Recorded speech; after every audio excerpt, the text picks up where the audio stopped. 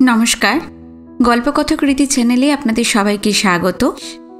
আজকে শুরু করছি হিমাদ্রি কিশোর দাশগুপ্তর লেখা পরিবারের পরী। আজকে শুনবেন এই উপন্যাসের প্রথম পর্ব।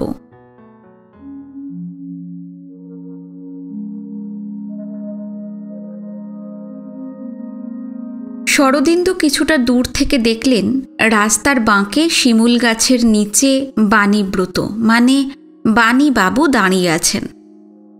প্রায় 5:30 বাজে, রোদ পড়ে এসেছে। আজ স্কুল থেকে বেরোতে দেরি হয়েছে শরদিন্দুর। শেষ পিরিয়ডে ক্লাস টেস্ট নিচ্ছিলেন। নিশ্চয়ই বাণীবাবু অনেকক্ষণ অপেক্ষা করছেন তার জন্য। শরদিন্দু একটু বিব্রত বোধ করলেন। তাড়াতাড়ি পা চালিয়ে গাছটার কাছে পৌঁছতেই বাণীবাবু তাকে দেখে হেসে বললেন, কি মাস্টার, কোনো এক্সট্রা ক্লাস ছিল নাকি? একটা পরীক্ষা নিচ্ছিলাম। সত্যি আপনাদের মতো ডেডিকেটেড লোক পাওয়া আজকাল মুশকিল। তা আপনার শিক্ষক জীবনের বৃত্ত তো সম্পূর্ণ হয়ে এলো। আর তো মাত্র কটা দিন। এরপর কি করবেন ভেবেছেন কিছু? টোল খুলবেন? শরদিন্দু হাঁটতে হাঁটতে জবাব দিলেন, না, তেমনভাবে এখনো কিছু ভাবিনি, তবে টোল খুলব না। একটা বড় বৃত্ত সম্পূর্ণ করলাম, তার পাশে আর একই ধরনের ছোট কোনো বৃত্ত আঁকব না। করলে অন্য কিছু করব। তাহলে কি সমাজসেবা? আজকাল সমাজসেবা বলতে যা বোঝায় তা করার মতো যোগ্যতা বা ক্ষমতা কোনোটাই আমার নেই, ইচ্ছেও নেই। বাণীবাবু বললেন, আমি না হয় সারা জীবন সরকারি কাগজে পেন ঘষে গেলাম, কিন্তু আপনি তো মাস্টারি করলেন একদিন, কত ছাত্র তৈরি করলেন। তা এটা কি কোনো সমাজসেবা নয়? ছাত্র তৈরির ব্যাপারে অবশ্যই আমার একটা তৃপ্তি আছে। সেই তৃপ্তি হয়তো বেশ জোরালো। যখনই তাদের কথা ভাবি মনটা আনন্দে ভরে যায়। কত বড় বড় জায়গায় পৌঁছেছে সব। কিন্তু কাজটা সমাজসেবা কিনা তা আমার জানা নেই।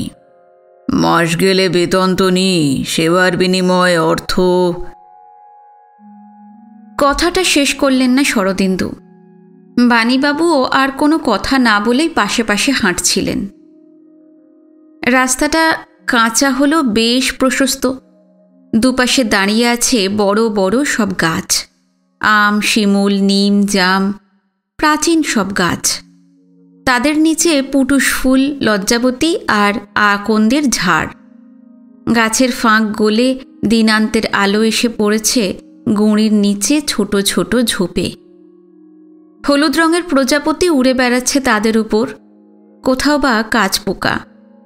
বিকেলের পড়ন্ত আলোয় এই রাস্তাটা শরদিন্দুর বেশ লাগে। শহরটা রেল স্টেশনের পূর্ব দিকে ছড়িয়ে আছে, এই অংশে বাড়েনি।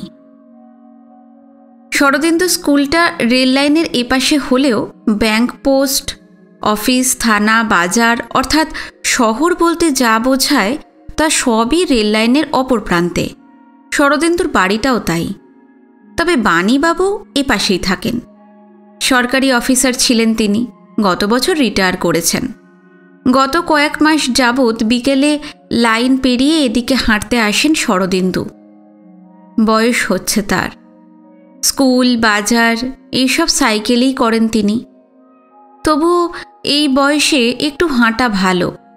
হাঁটতে এসেই শরদিন্দুর সঙ্গে আলাপ বাণীবাবুর। তাঁদের মতো আরও অনেকেই এদিকে হাঁটতে আসেন। অধিকাংশই প্রৌঢ় মানুষ, একা বা দল বেঁধে ঘোরেন আশেপাশে। আর নির্জনতার সন্ধানে এখানে আসে কিছু অল্প বয়সী ছেলে মেয়ে। এই রাস্তা, গাছপালা শরদিন্দুর বহু দিনের পরিচিত। ছেলেবেলায় দল বেঁধে আসতেন ফলের সন্ধানে, বিশেষত এই গ্রীষ্মকালে। বাড়িতে না বলে এদিকে আসার জন্য সেই সময় মায়ের কাছে মারও খেয়েছেন কত। যুবা বয়সেও এসেছেন। তারপর অবশ্য দীর্ঘ ব্যবধান। এই সেদিন বৈকালিক ভ্রমণ শুরু হওয়ার আগে পর্যন্ত এই রাস্তায় আর আসা হতো না তার। স্কুলটা এপাশে হলেও অনেক পিছনে, এমনিতে এই রাস্তায় আসার প্রয়োজন হয় না তার। শুধু শরদিন্দু কেন, আর 5 জনেরও বোধহয় তেমন প্রয়োজন হয় না। এই রাস্তায় খুব একটা জনবসতিও নেই, 1-8টা বাড়ি আছে এদিক ওদিকে, তবে তা নিতান্তই নগণ্য।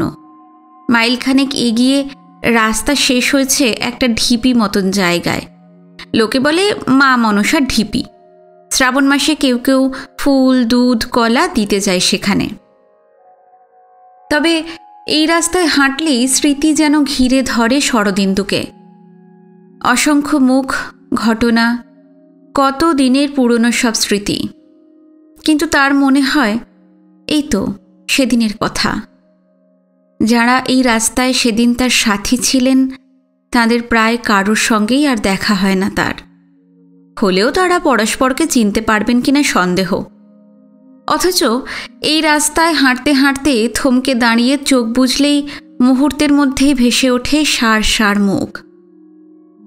প্রায় 50 বছর আগে দেখা ছোট ছোট ছেলে মেয়েদের মুখ। অনেক সময় স্কুলে ছোট কোনো ছেলের মুখে সেই সব মুখের আদল দেখে কৌতূহলী হয়ে শরদিন্দু তাদের পরিচয় জানার চেষ্টা করেন, কিন্তু যেখানে পৌঁছবার চেষ্টা করেন পৌঁছতে পারেন না। সময়ের অদৃশ্য প্রাচীর পথ আটকে দাঁড়িয়ে আছে। আজও এই পথে হাঁটতে হাঁটতে সেই সব দিনের কথাই ভাবছিলেন শরদিন্দু। বেশ কিছুক্ষণ পর হঠাৎ খেয়াল হলো বাণীবাবু তাঁকে নিয়ে রাস্তা ছেড়ে একটা সুঁড়ি পথ ধরেছেন। জায়গাটা অনেকটা বাগানের মতো। সামান্য তফাতে দাঁড়িয়ে আছে বড় বড় গাছ, জাম, ফলসা আম ইত্যাদি। গাছের গুঁড়িগুলো যেন মানুষের মুখের বিভিন্ন ভঙ্গিমা। স্বর্ণলতা, আমবুরুজের শিকড় নেমেছে উপর থেকে। বেশ ছায়া ঘন পরিবেশ। কোথায় আবার যেন একটা পাখি ডাকছে। সেই পথে ঢুকতেই চিন্তাজাল ছিন্ন হলো শরদিন্দুর। বাণীবাবুকে তিনি বললেন, কি এদিকে কোথায় যাচ্ছেন? ওদিকে একটা পুকুর আছে, আমি একদিন গিয়েছিলাম। রোজই তো এক রাস্তায় ঘুরি, তা চলুন না, আজ ওই দিকে নিয়ে যাচ্ছি, আপনার ভালো লাগবে। পুকুর? বাণীবাবুর কথা শুনে সামান্য চমকে উঠলেন শরদিন্দু।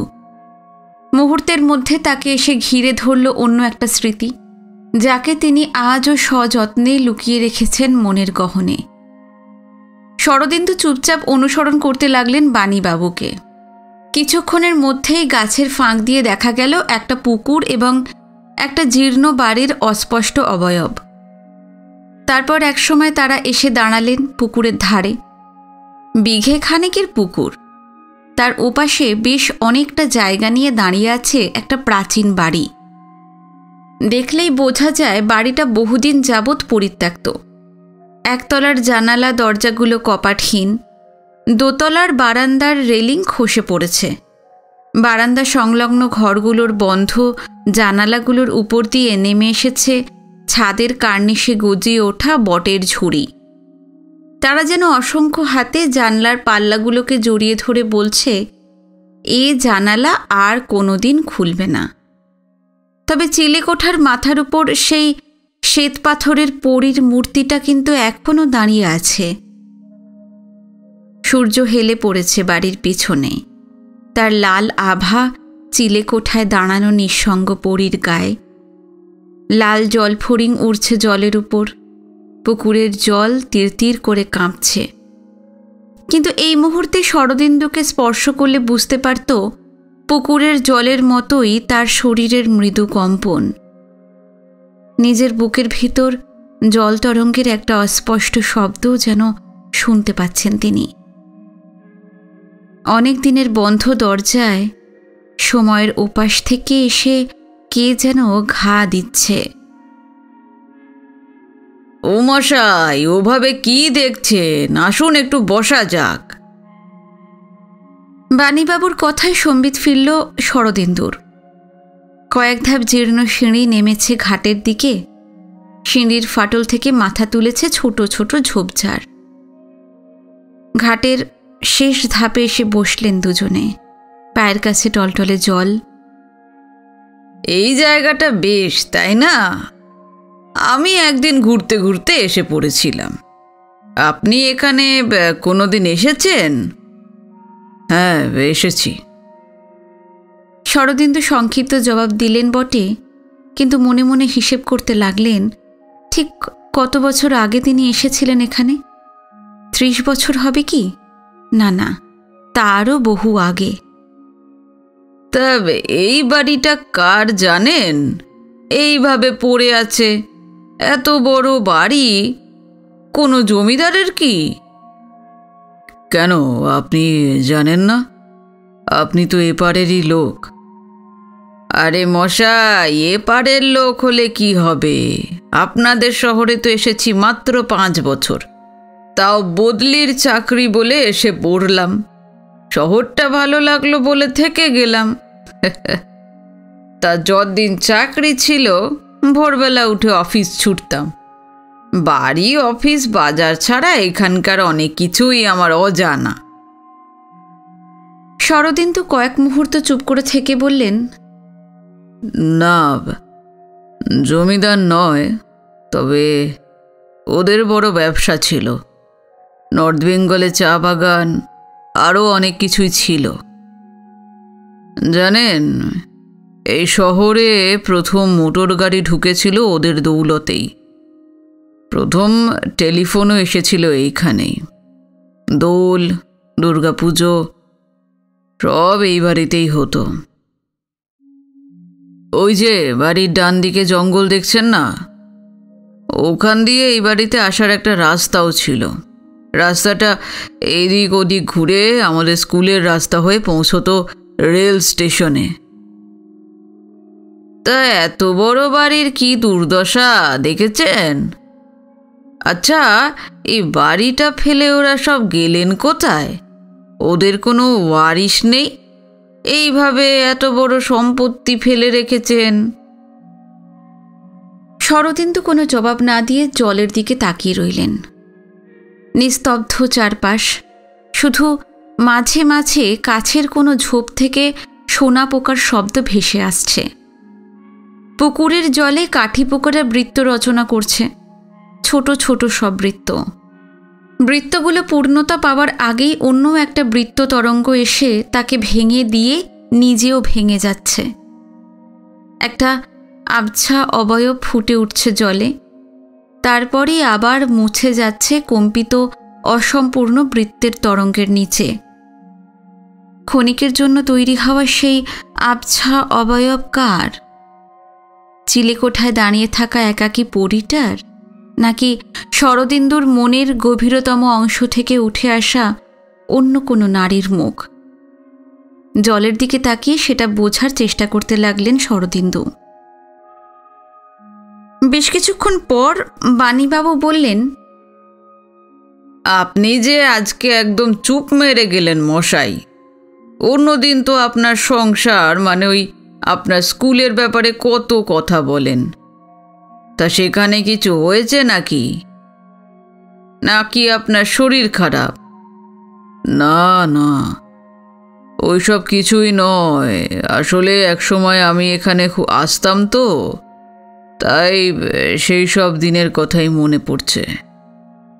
দেখতে দেখতে কতদিনই তো হয়ে গেল। এখানে আসতেন মানে? কোথায়? ওই বাড়িটায়?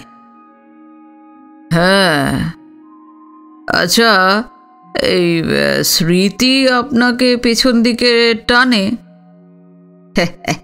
তা কখনো কখনো টানে। যেমন আমি ছেলেবেলায় যে বাড়িতে থাকতাম সেখানে একটা কাঁঠালি চাঁপা গাছ ছিল। হলুদ রঙের ফুল ফুটতো তাতে, বেশ গন্ধ। এখনো কোথাও সেই গন্ধ পেলে আমার বাড়িটার কথাই মনে পড়ে যায়। তবে কি জানেন মশাই, এই স্মৃতি ফিতি নিয়ে আমি বিশেষ মাথা ঘামাই না। তাতে অনেক সময় কষ্ট বাড়ে।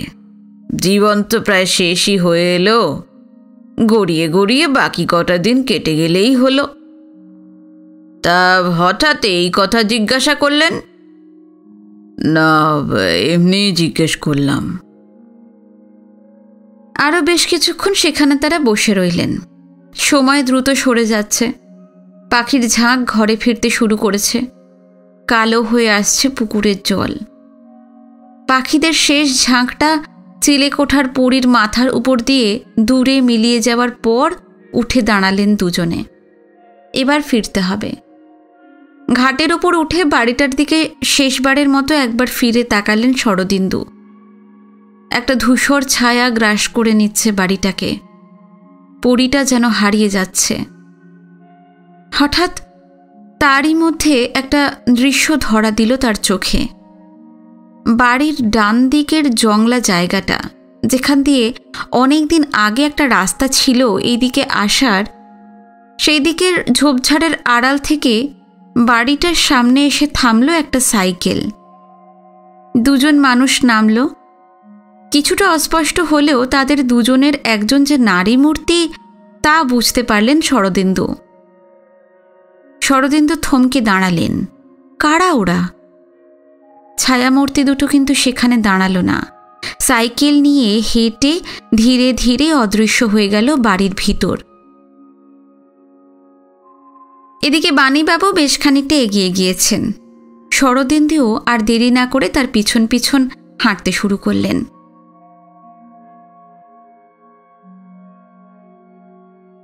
চায়ের দোকানের বেঞ্চে বসে একবার ঘড়িটা দেখল অভ্র।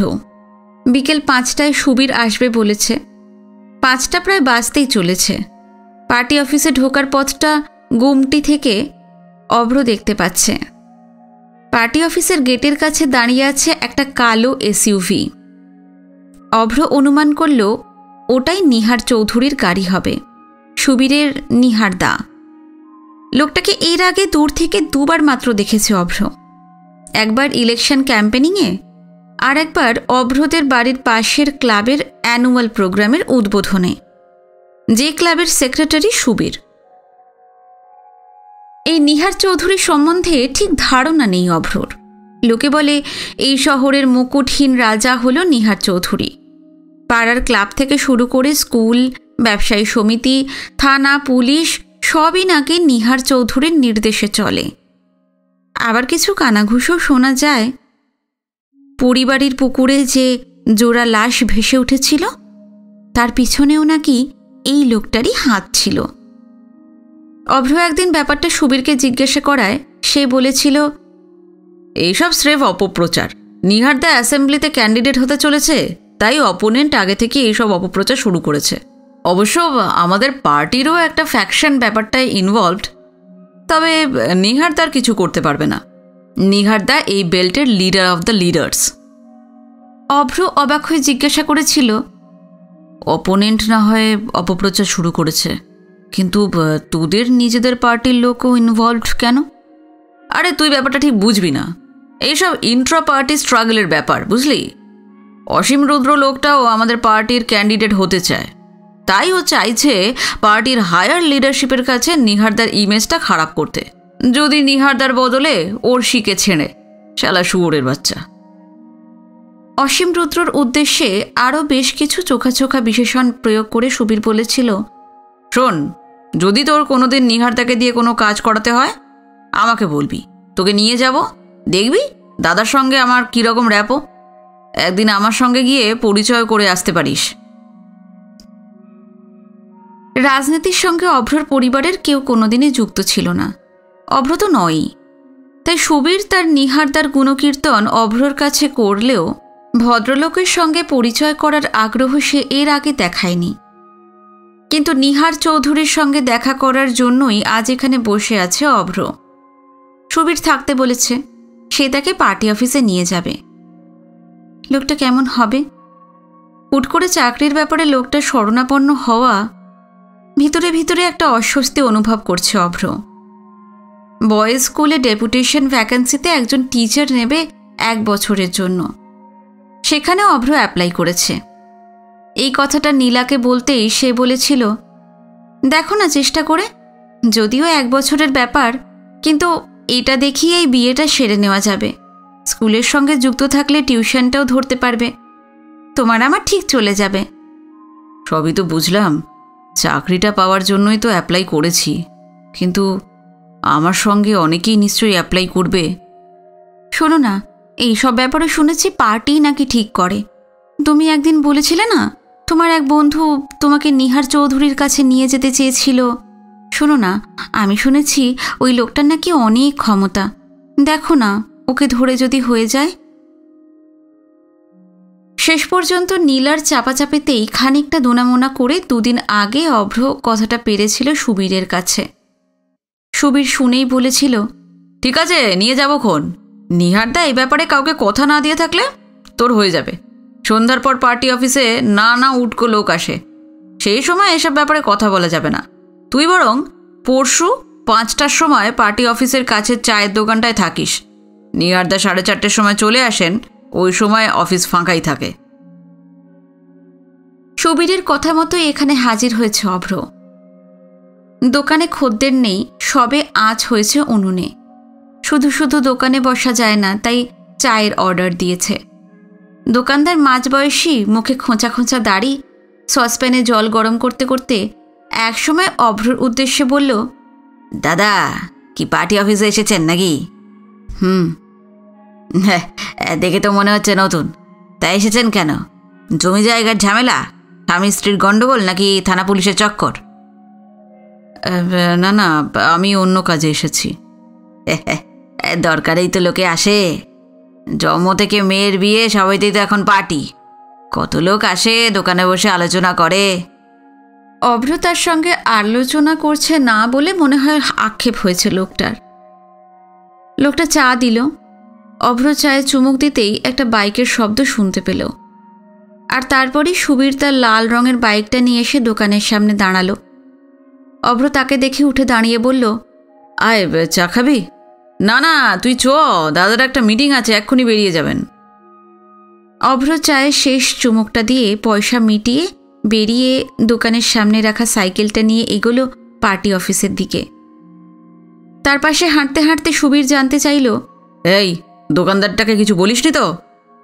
না, বলিনি, তবে জিজ্ঞেস করছিল কেন এসেছি। শুধু বললাম কাজ আছে। হ্যাঁ হ্যাঁ, বুদ্ধিমানের কাজ করেছিস। ও শালা অসীম রুদ্রর খোঁচর একটা। অসীম রুদ্রর পার্টি অফিসের বদলে এই দোকানে বসে। সারাদিন কারা দাদার কাছে এলো গেল, সব খবর দেয়। শোন, দাদার সঙ্গে বেশি কথা বলতে যাবি না। শুধু প্রশ্ন করলে উত্তর দিবি, যা বলার আমিই বলবো, নইলে আবার কেসটা কেঁচে যেতে পারে। দাদা কোনো কারণে একবার না বলে দিলে না, সেটা আর হ্যাঁ করানো যাবে না। আচ্ছা আচ্ছা, ঠিক আছে।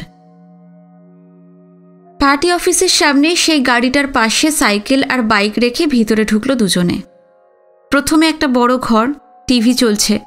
ইতস্তত ছড়ানো চেয়ার বেঞ্চে বসে টিভি দেখছে কয়েকজন। সুবীরকে দেখে একজন হাসল। ঘরের একপাশে একটা অ্যান্টি চেম্বার, ভারী পর্দা ঝুলছে।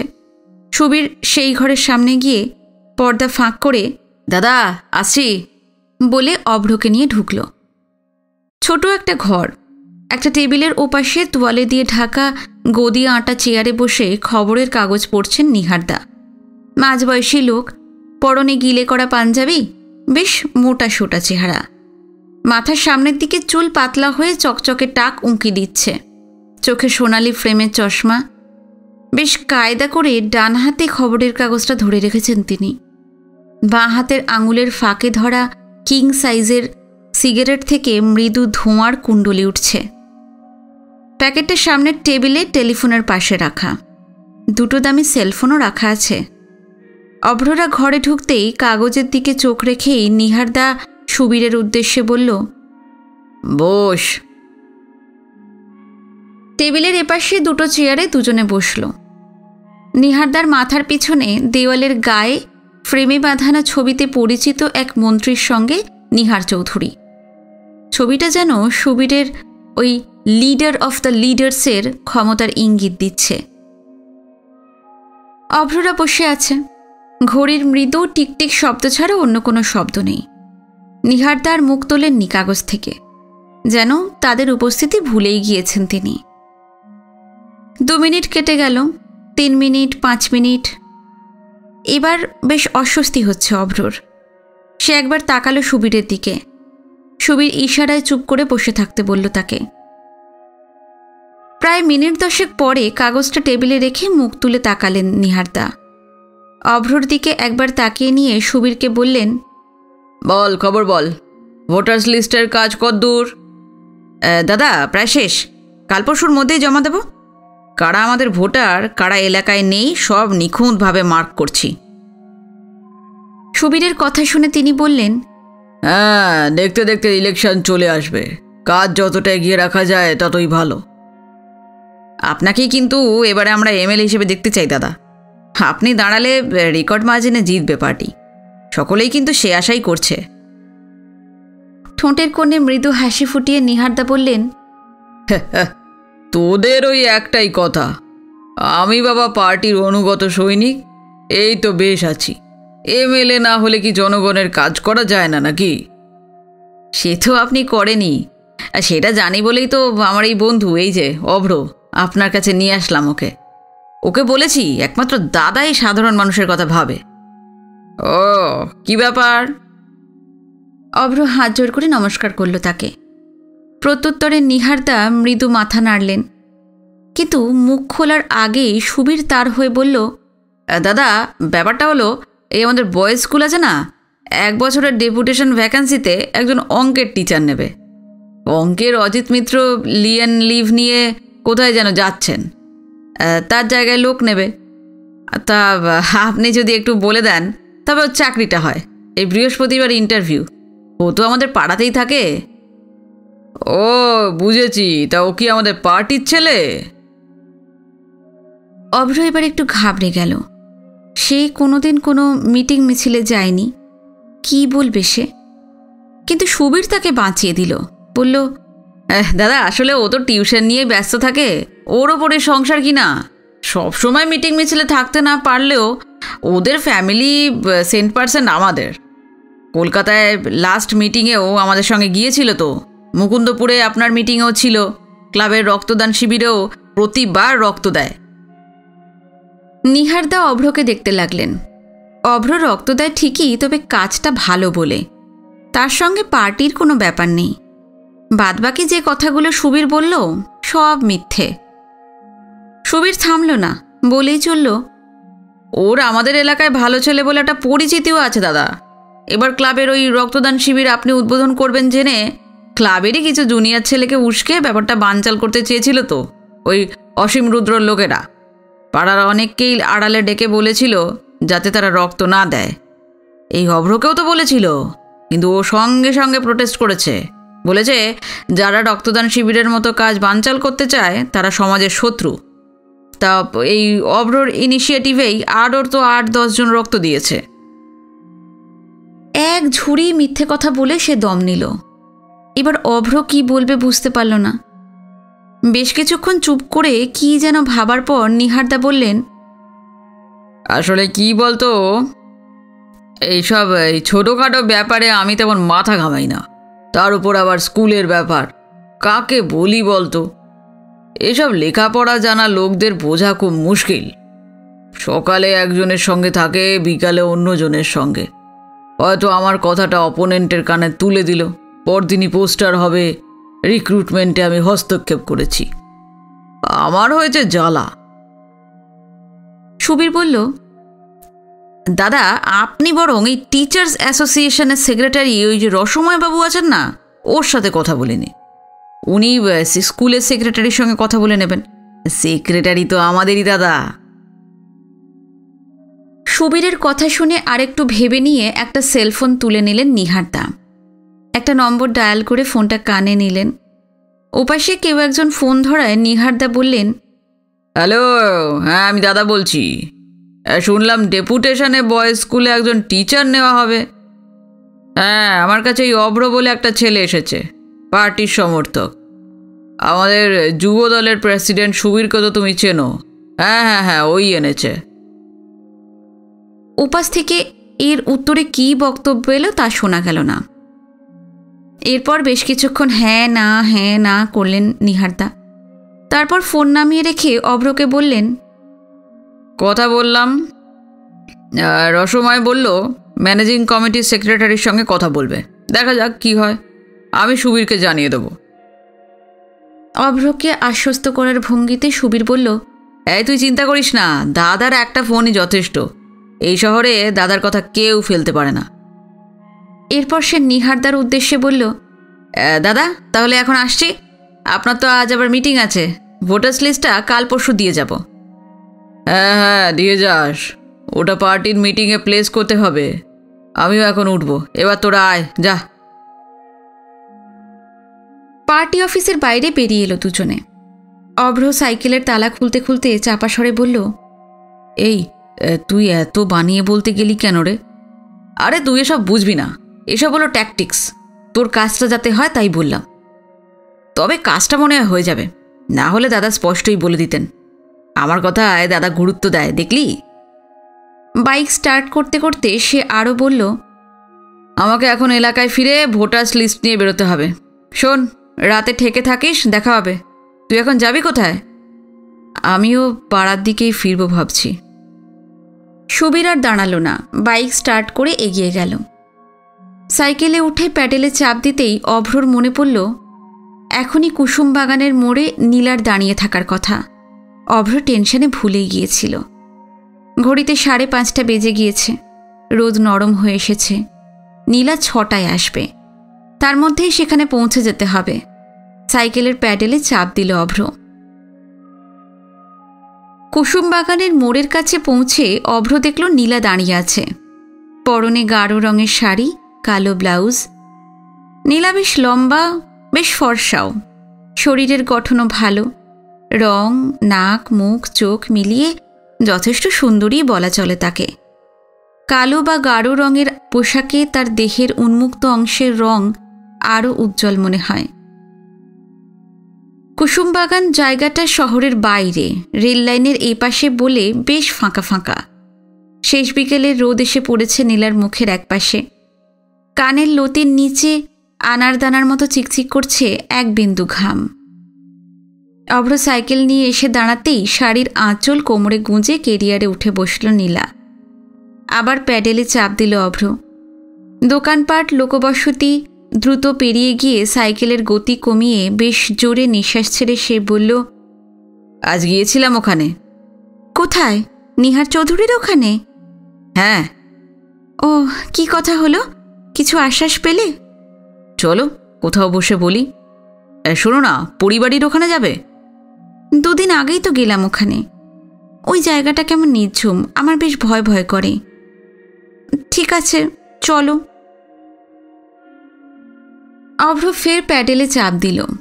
দুপাশে দাঁড়িয়ে থাকা বড় বড় গাছের ছায়া ক্রমশ দীর্ঘ হতে শুরু করেছে। আলো মোড়ে আসছে বলে বৈকালিক ভ্রমণে যারা এদিকে আসে তারা ফিরতে শুরু করেছে। একটা কাঠবিড়ালি সাইকেলের চাকার সামনে দিয়ে রাস্তা পেরিয়ে পাশের একটা গাছে উঠে গেল। কিছুটা এগিয়ে রাস্তা ছেড়ে ঝোপঝাড়ের মধ্যে দিয়ে আর একটা পথ ধরল অভ্র। কোনো এক সময় এটাও রাস্তা ছিল, তবে এখন আর কেউ ব্যবহার করে না। পরিবারিতে গিয়েই রাস্তা শেষ। সেই রাস্তা ধরেই খানিকটা পথ আরও চলার পর তারা দেখতে পেল পরীটাকে। গোধূলির আলোয় বাড়ির মাথায় দাঁড়িয়ে থাকা পরীটা যেন নিঃসঙ্গতা থেকে মুক্তি পেতে তাদের জন্যই অপেক্ষা করছে। সাইকেল চালাতে চালাতে সেদিকে তাকিয়ে অভ্র বলল, এই দেখো, পরীটাকে কি সুন্দর দেখাচ্ছে তাই না?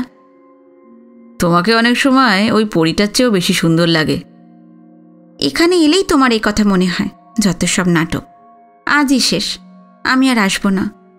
রোজ বাড়িতে ঝুড়ি ঝুড়ি মিথ্যে বলতে হচ্ছে। নার্সিংহোমে ইভিনিং শিফটে ডিউটি আছে বলে কোনো রকমে এলাম। অভ্র কিছু বলল না, শুধু হাসল। বাড়িটার সামনে সাইকেল থেকে নামল দুজনে। সামনের পুকুরের জল ক্রমশ কালো হতে শুরু করেছে। বাড়ির ছায়াটা দীর্ঘ হতে হতে গ্রাস করে নিচ্ছে পুকুরটাকে। পুকুরের ওপাশে বিরাট বাগানেও অন্ধকার নামছে দ্রুত। সেদিকে একবার তাকিয়ে দুজনে বাড়ির ভিতরে প্রবেশ করল। চারপাশে নিস্তব্ধ, জায়গাটা তাদের কিছুটা চেনা। একটা ভাঙা দেওয়ালের গায়ে সাইকেলটা হেলান দিয়ে রাখল অভ্র। একটা সিঁড়ি সেই ঘর থেকে দোতলায় উঠে গিয়েছে। পুরনো আমলের কাঠের সিঁড়ির লোহার রেলিংগুলো কারা যেন খুলে নিয়ে গিয়েছে। সিঁড়ির ধাপে জমে থাকা ধুলো ঝেড়ে বসার পর নীলা বলল, বলো না, কি হলো? পার্টি অফিসে নিহারবাবুর কাছে সুবীর নিয়ে গিয়েছিল। নিহারবাবু সব শুনে ওদের টিচার্স অ্যাসোসিয়েশনের সেক্রেটারিকে ফোন করে আমার কথা বললেন। সুবীর তো বলল, নিহারদা যখন বলেছেন তখন কাজটা হয়ে যাবে, দেখি কি হয়। আর কি জানো, লোকটাকে পটাবার জন্য সুবীর বানিয়ে বানিয়ে কত মিথ্যে কথা বলল। বলে আমি নাকি ওদের পার্টির মিটিং ফিটিংয়ে যাই। আমার তো খুব অস্বস্তি হচ্ছিল। যখন স্কুলে পড়তাম তখন ক্লাসে মিথ্যে কথা বললে শরদিন্দু স্যার কি বলতেন জানো? বলতেন, মিথ্যে দিয়ে কোনো কিছু ঢাকা যায় না, সত্যিটা একসময় ঠিক বেরিয়ে আসে। কিন্তু মানুষকে বাঁচার জন্য অনেক সময় মিথ্যে বলতেই হয়, সকলেই বলে। ধরো আমি যদি সত্যি বলতাম, তাহলে কি বাড়ি থেকে আমাকে আসতে দিত? এই তোমার শরদিন্দু স্যারের জোগাড় নেই। আচ্ছা, তুমি শরদিন্দু স্যারকেও তো বলতে পারো, যদি উনি কোনো সাহায্য করতে পারেন। কি বলবো তার কাছে গিয়ে? ডাক্তার ইঞ্জিনিয়ার তো কিছুই হলাম না। এখন আপনিই আমাকে একটা ঠিকে মাস্টারিতে ঢুকিয়ে দিন, এটাই কি বলবো? নীলা কোনো জবাব দিল না। অভ্রর ভিতরে লুকিয়ে থাকা যন্ত্রণাটা সে তার কথার ভঙ্গিতে স্পষ্ট অনুভব করতে পারল। অভ্র সকালে 3টে টিউশন করেছে, দুপুরে আরও একটা। ক্লান্ত লাগছে শরীরটা। চোখ বন্ধ করে নীলার কোলে মাথা রেখে শুয়ে পড়ল সে। বাইরে অন্ধকারটা গাঢ় হয়ে এসেছে।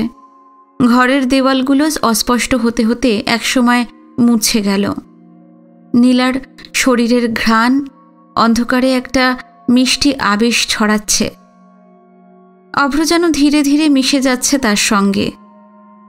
বেশ কিছুক্ষণ পর অভ্র যখন চোখ মেলল, তখন চাঁদের আলো ভাঙা জানলা দিয়ে প্রবেশ করে তার প্রেমিকার শরীর স্পর্শ করেছে।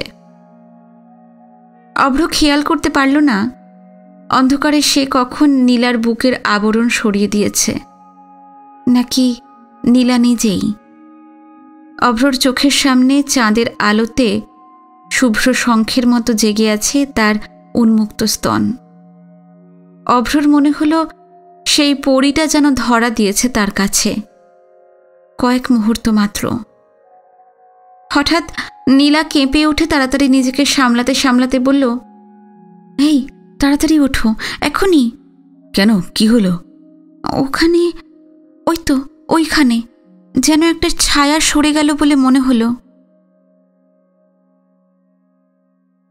সার্ভিস বুকের পাতায় সইগুলো ঠিকমতো করেছেন কিনা দেখে নিয়ে সেটা হেডমাস্টারের হাতে ফিরিয়ে দিলেন শরদিন্দু। হেডমাস্টার অমিয়ভূষণ বইটা দেখতে দেখতে বললেন, সব রেডি করেই রাখলাম। সার্ভিস রেকর্ডে তো গন্ডগোল কিছুই নেই। একটু দৌড়ঝাঁপ করলে রিটায়ারমেন্টের মাস 3 মধ্যেই সব পেয়ে যাওয়ার কথা। পেনশনও চালু হয়ে যাবে। শরদিন্দু হেসে বললেন, যা হওয়ার হবে। ধরা করা ব্যাপারটা আসলে আমার ঠিক আসে না। শুনেছি অনেককে হত্যে দিয়ে ইন্সপেক্টর অফিসে পড়ে থাকতে হয়। অমিয়ভূষণও হাসলেন এবার। তারপর বললেন, আপনার ক্ষেত্রে হয়তো তা হবে না। গেল সপ্তাহে ডিস্ট্রিক্ট ইন্সপেক্টরের অফিস মানে আমাদের ডিআই অফিসে গিয়েছিলাম। নতুন একজন অ্যাসিস্ট্যান্ট ইন্সপেক্টর জয়েন করেছে, নাম অভিরূপ রায়। সে আমাদের স্কুলেরই ছাত্র ছিল এক সময়। আপনার কথা বারবার জিজ্ঞাসা করছিল। বলছিল শরদিন্দু স্যার না থাকলে আমরা অনেকে মানুষই হতাম না। স্যারকে চিন্তা করতে বারণ করবেন, ফাইলটা তাড়াতাড়ি জমা দেবেন, আমি সব ব্যবস্থা করব। অভিরূপ রায় ছেলেটাকে ঠিক মনে করতে পারলেন না শরদিন্দু। 3 দশকেরও বেশি সময়ব্যাপী শিক্ষক জীবনে কত ছাত্রই তো পড়িয়েছেন তিনি। অভিরূপ তাদের মধ্যেই কেউ হবে। তবে তার বলা কথাগুলো শুনে বেশ তৃপ্তি বোধ করলেন তিনি। সূর্যের আলোকরশ্মি ঘুলঘুলি বেয়ে এসে পড়েছে টেবিলের উপর। সেই আলোকবৃত্তের দিকে তাকিয়ে শরদিন্দু বেশ আত্মশ্লাঘার সঙ্গে বললেন, আমার কত ছাত্রই তো ছড়িয়ে আছে চারিদিকে, কত ডাক্তার, ইঞ্জিনিয়ার, বড় বড় সব জায়গায় আছে, ভাবলেই গর্বে বুক ফুলে ওঠে। আমার আত্মীয় পরিজন বলতে তেমন কেউ নেই। লোকে আলোচনার সময় যখন তাদের বড় বড় আত্মীয় স্বজনের কথা বলে, তখন আমি বলি আমার ছাত্রদের কথা। অনেক সময় দেখা যায় তারা যাদের কথা বেশ গর্বের সঙ্গে শোনাচ্ছে, তারাও আমার ছাত্র ছিল। অমিয়ভূষণ বললেন, আপনি তো কলেজেও সুযোগ পেয়েছিলেন বলে শুনেছিলাম, গেলেন না কেন? এখানে থাকলে তো অনেক কিছুই পেতেন। টাকা পয়সার কথাটা আপনার ক্ষেত্রে যদি নাও ধরি, স্টেটাসের ব্যাপারটা তো ছিলই। শরদিন্দু জবাব দিলেন, আসলে ওসব নিয়ে তেমনভাবে আমি ভাবিনি। পরিচিত একজনের পাল্লায় পড়ে ইন্টারভিউ দিতে গিয়েছিলাম। কিছুদিন পর দেখি অ্যাপয়েন্টমেন্ট লেটার এসেছে। ততদিনে এই স্কুলটাকে ভালোবেসে ফেলেছি। স্কুলে ঢোকার সময় শিশুরা থাকে কাদার তালের মতো। চেষ্টা করলে তাদের গড়ে পিটে যেমন খুশি মূর্তি বানানোই যায়। কলেজে কি সেই সুযোগ আছে?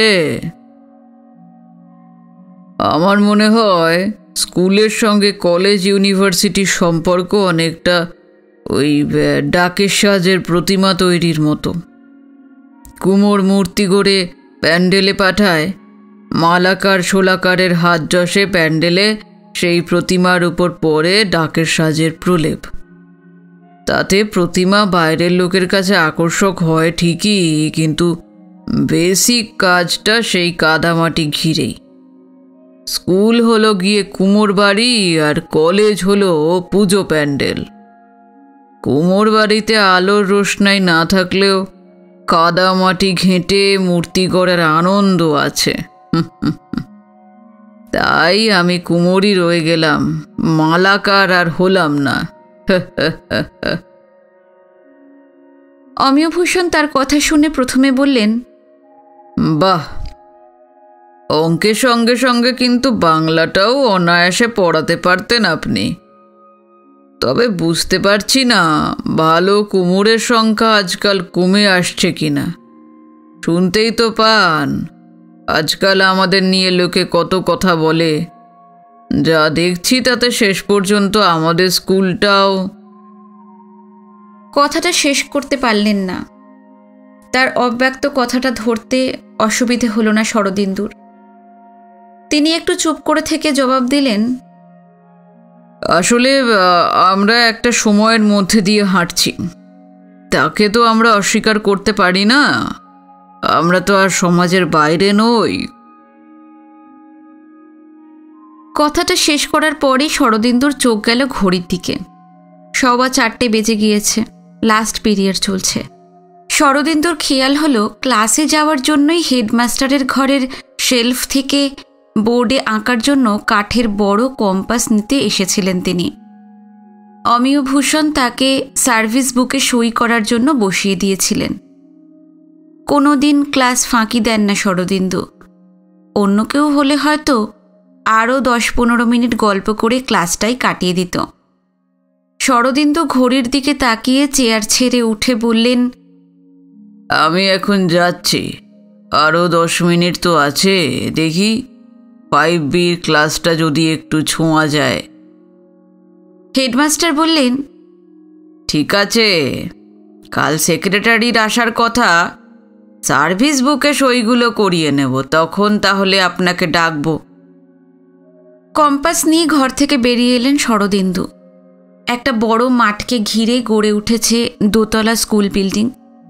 মাঠের ধারে বিল্ডিংগুলোর গা ঘেঁষে সার সার আকাশমণি, কৃষ্ণচূড়া, রাধাচূড়া গাছ। 2-একটা ঘোড়া নিমও আছে।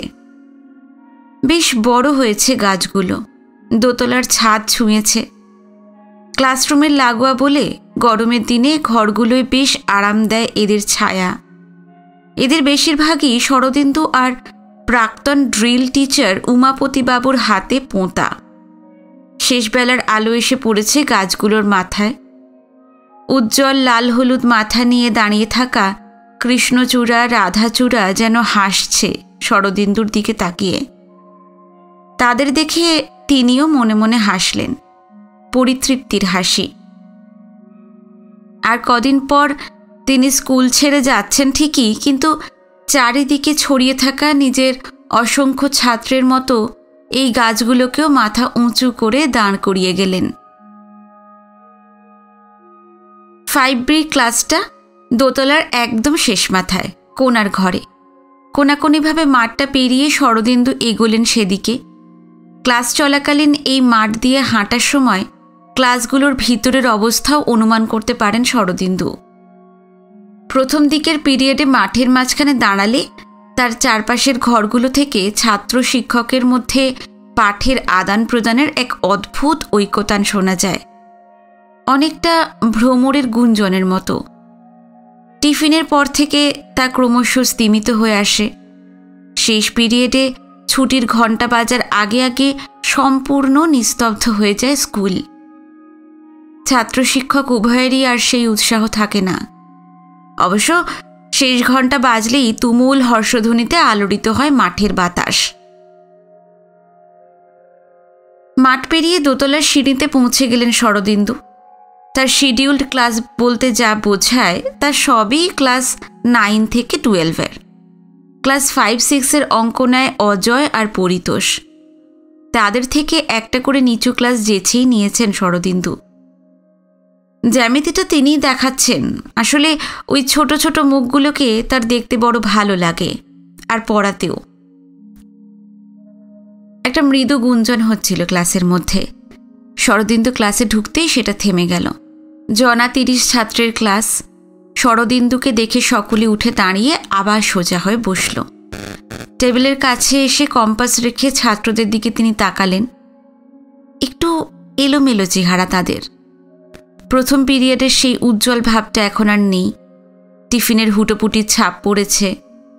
একটা চাপা আনন্দ খেলা করছে অনেকেরই চোখের কোণে, কারণ ঘণ্টা পড়ার সময় হয়ে এসেছে। এক ঝলক ভালো করে ছাত্রদের দেখে নিয়ে শরদিন্দু তাদের উদ্দেশ্যে বললেন, আজ তোমাদের কি করাবো বলেছিলাম মনে আছে? কচি গলার হুল্লোড় উঠল একটা। হ্যাঁ স্যার, মনে আছে, বৃত্ত আঁকা শেখাবেন বলেছিলেন। তা তোমরা বৃত্ত আঁকতে জানো? জানি স্যার। কেউ কেউ আবার একে প্রমাণ দেওয়ার জন্য ব্যাগ থেকে জ্যামিতি বক্স খাতা বের করতে লাগলো। উত্তরটা প্রত্যাশিত ছিল শরদিন্দুর কাছে। প্রথম জ্যামিতি বাক্স কেনার পর ভিতরের জিনিসগুলোকে খেলনা বলেই মনে হয় বাচ্চাদের। ছেলেবেলায় শরদিন্দুরও তাই মনে হয়েছিল। কম্পাসটাই সবচেয়ে বেশি আকর্ষণ করে ছোটদের। কেউ শেখাবার আগেই ছোটরা কম্পাসে পেন্সিল আটকে খেলার ছলেই বৃত্ত আঁকা শেখে।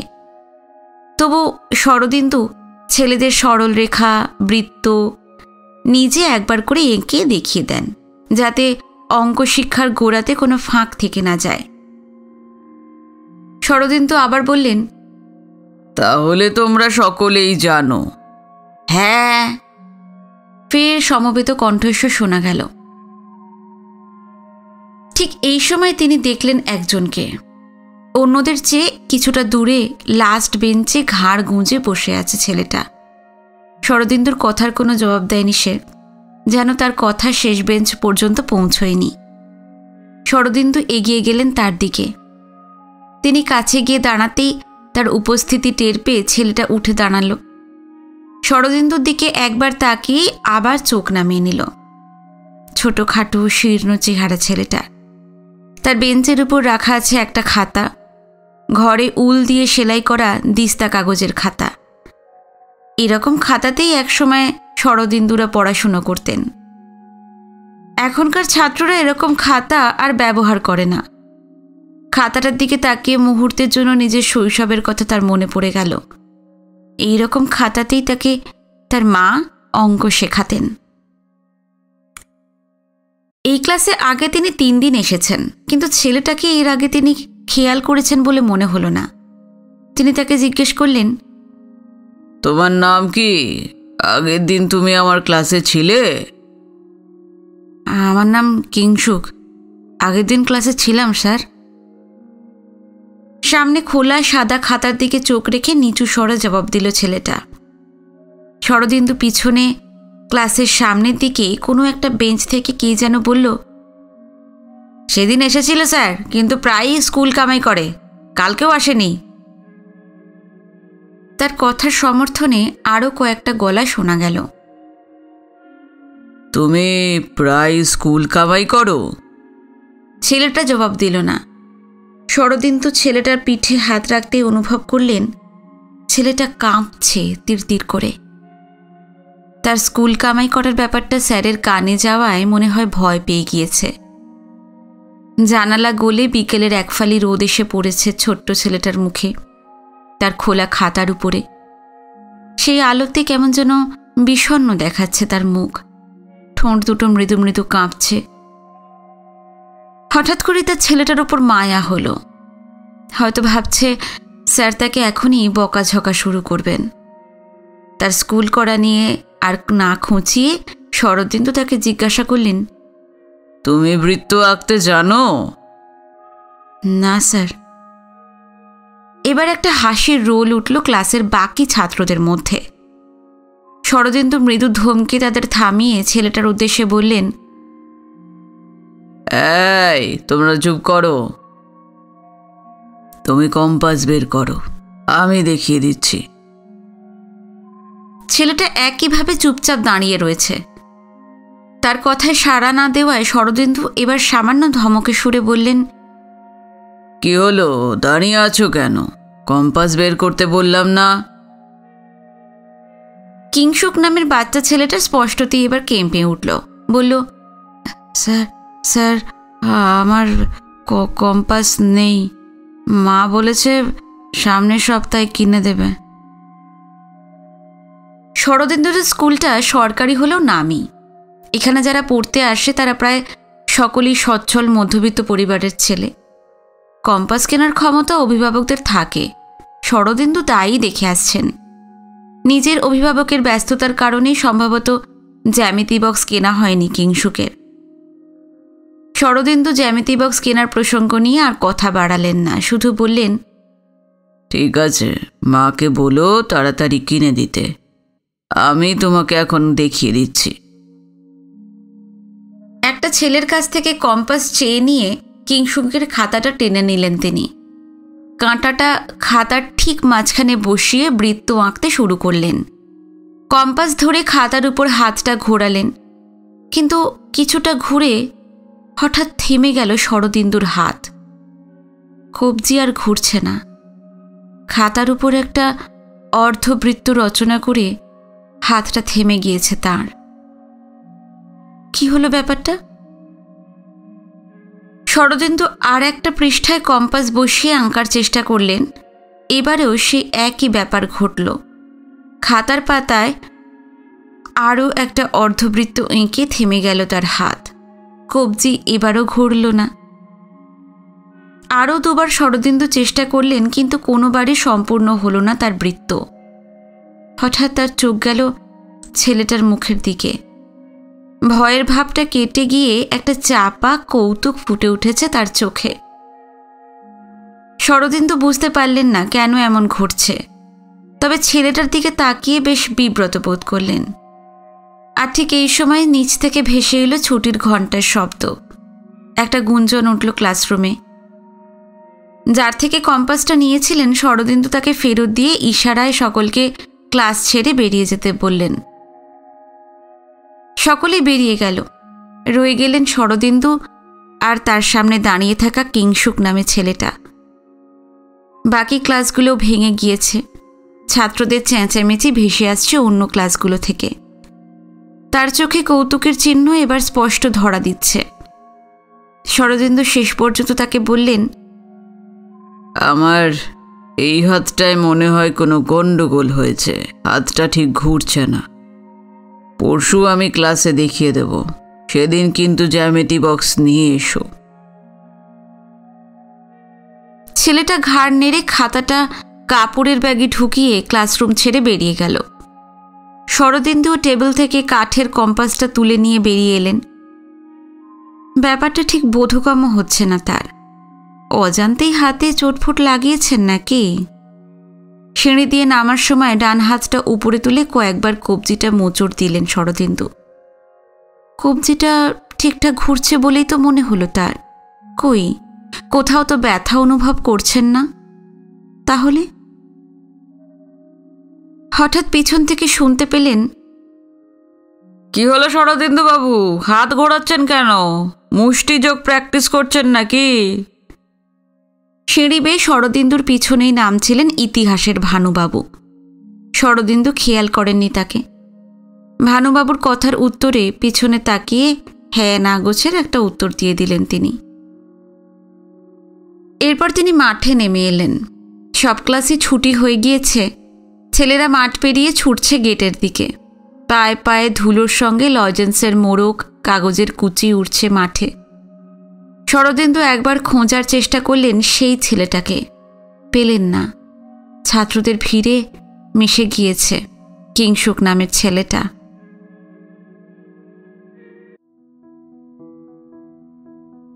আজকে এই পর্যন্তই রাখছি উপন্যাসটির। আগামী পর্ব নিয়ে খুব শিগগিরই ফিরে আসছি। এই উপন্যাসের প্রথম পর্ব যদি আপনাদের ভালো লেগে থাকে অবশ্যই আমাকে জানাবেন কমেন্টে, লাইক করবেন। যারা নতুন এসেছেন, গল্প পাঠ ভালো লেগে থাকলে অবশ্যই চ্যানেলটি সাবস্ক্রাইব করে রাখবেন। নমস্কার, সবাই ভালো থাকবেন।